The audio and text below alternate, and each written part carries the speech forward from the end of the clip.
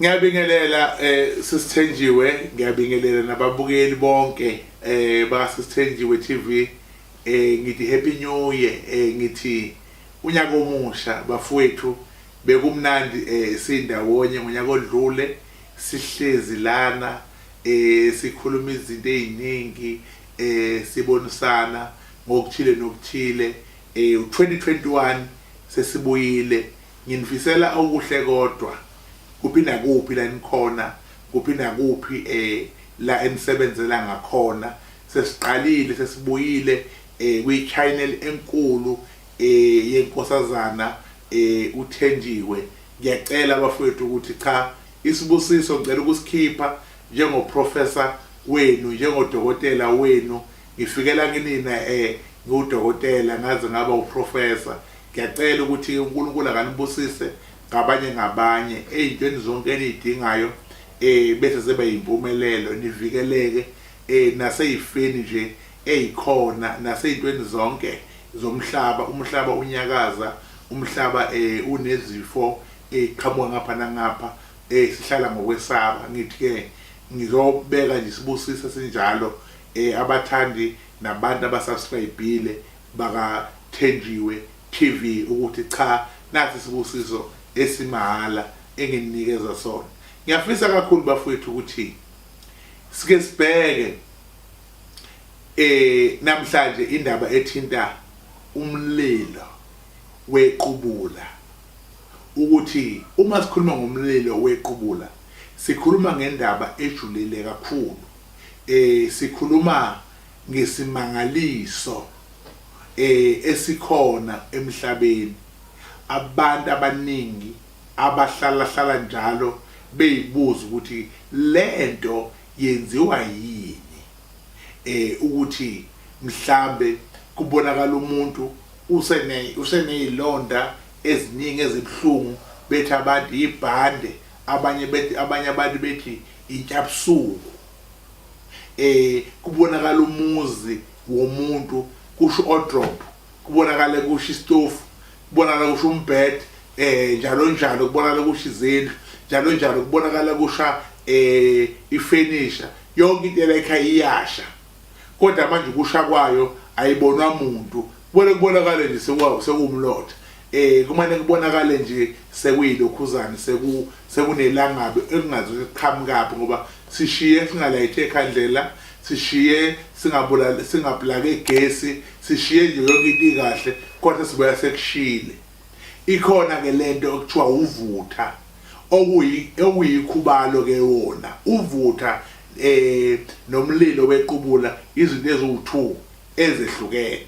Uvutha yikhubalo elitholakala emfuleni, imfula emkhulu, okuyinto okwazi ukuyenza ukuthi mawuphethe uvutha uyakwazi ukukhuluma nawo, ubhekise ngala ufuna khona, noma kanjani kuzosha lapho wena ula.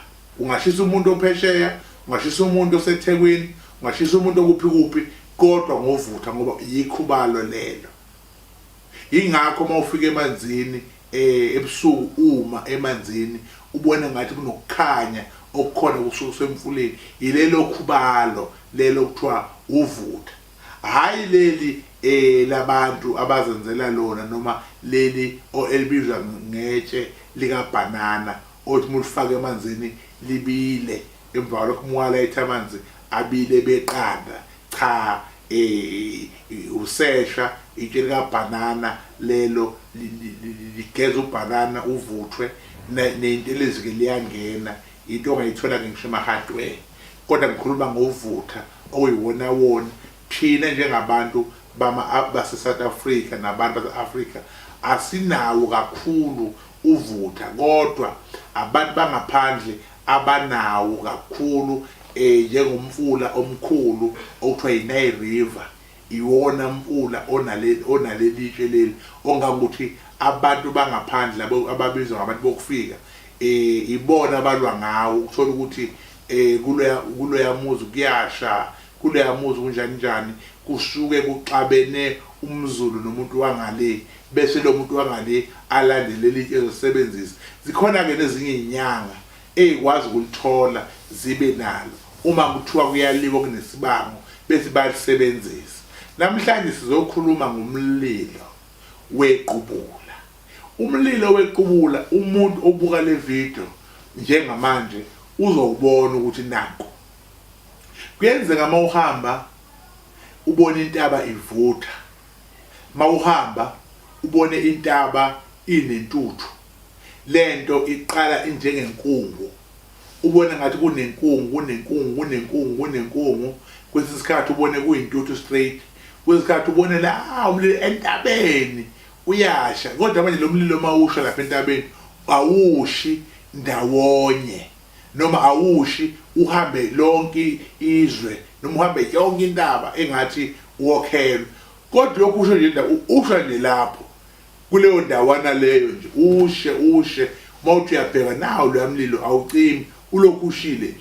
Umlilo wequbula, umlilo wemvelo, la kuhlangana khona amazolo nelanga, bese kwenze kuba khona imfihlo ephakathi kwentaba noNkulunkulu, okuyimvelo lokho, ukuthi lowo mlilo lowo uyiqhamukele ngoba kakade ungakabikho umentshiso owafika nabelungu, abantu babekwazi ukuzibasela umlilo. Umlilo awukazi akusiwona okufika, owemvelo.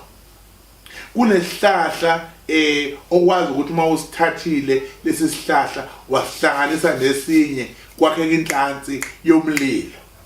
Kunotshani obukwazi ukuthi uma kubahlangana namazolo kwakheke inhlansi yomlilo, okuyimfihlo leyo kaNkulunkulu. Okuyinto ke leyo eyenza ukuthi ke ngalesikhathi lo mlilo wequbula usha, abantu abazolwa nawe, abantu abalwa nekhaya lakini bayahamba beye kuleya ntaba.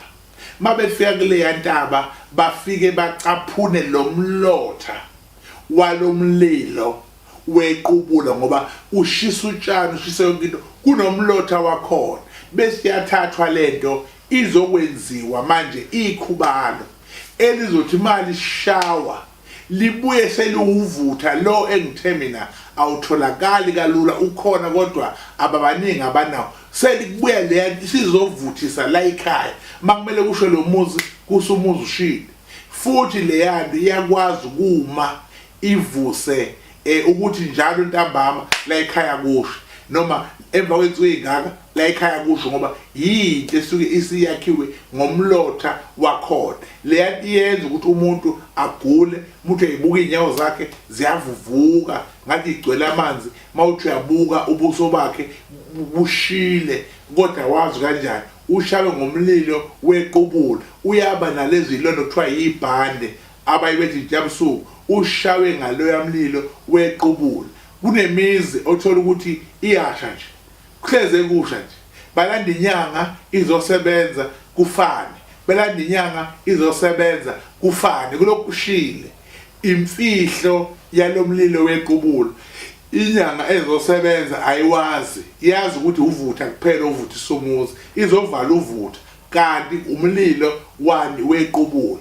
Okuyinto futhi le ethi kwenzeka umuzi ubemkhulu, kanti la ekhaya kunemfihlo ethile eyathathwa umnikazi muzi nomsunguli womuzi. Uma isehamba emhlabeni angabe esatshela muntu ngokwemfihlo yekhaya nesisekelo sekhaya, egcine bo umuntu onjani ohamba kanjalo. Mehamba kanjalo sengizokushona, agcine engabe esatshela ukuthi anothi mase ngingasekho, anokwenza mase ngingasekho.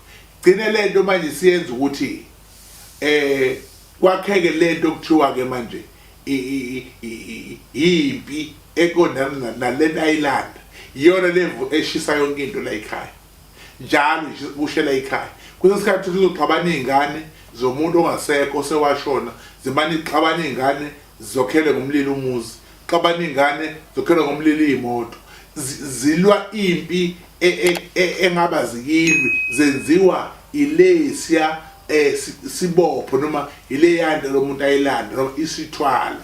So umlilo wequbula kudala kanjalo noma wenzeka kanjalo. Ukhona umuntu angilali ngiyasha ebusuku enyasha ngaphakathi ushiswa yini ngaphakathi akadle poison omunye unezilonda igcwele wonke umzimba uqala kushisa kusebenza yaphuma ubulewe ngaleli lombo okuthiwa ke umlilo wequbula okuyinto ke ekhona neyenzakalayo ngiyamthanda nonke ke bafowethu unyakeni omusha ngizothi zikhona ke izinto ngampela esiza nazo and ngicela ukunitshela ukuthi kuzoba amanzi phansi ku-2021 igear sizokunyusa kakhulu sondelana ngesikhathi esifanayo sikhona simisela ukuthi sinyusele izinga ngolwazi hayi ngento eziningi ngolwazi kuphela hlalani ke kule channel ka Sisithenjiwe ningakhohlwa ukuthi ongaka-subscribe aka-subscribe ngomsombuluko wamaqiniso sizobuya futhi nezinye izihloko ezizobe iqondene nani ngqo inkosi inibusise ngiyabonga kakhulu.